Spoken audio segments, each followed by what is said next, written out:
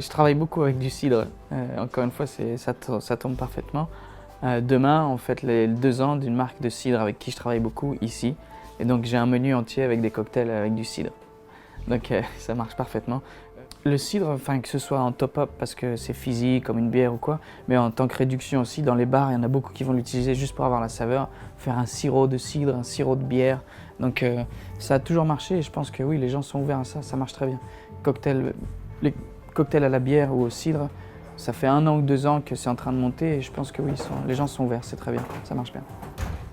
Yeah, I've definitely seen more of beer and cider cocktails. I'm a fan of beer and cider cocktails. Like, it's definitely a challenge to try to create them, but they're good because regarding like lower ABV options, that's kind of a lower ABV option. I think cider cocktails are almost an easier sell because cider is inherently sweeter and you associate that with a cocktail, some sort of a sweetness. So I think beer cocktails are trendy in certain sort of influencer cities, Austin, Portland, New York, but some people are just not beer drinkers. So they're like, well, I want a cocktail. Why would I put beer in a cocktail? I just want a cocktail.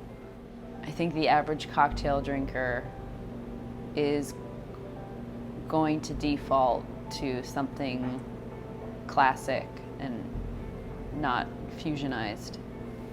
I think it is reasonably hard to move a beer and cider drinker into a cocktail drinker, and the beer and cider moment is quite distinct from the cocktail moment.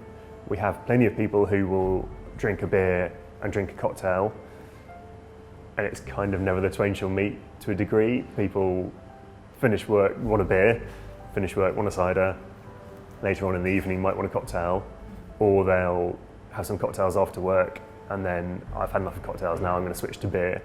そうですね、ビアカクテルはあまり扱ってはいないんですけど、私の働いているところでは。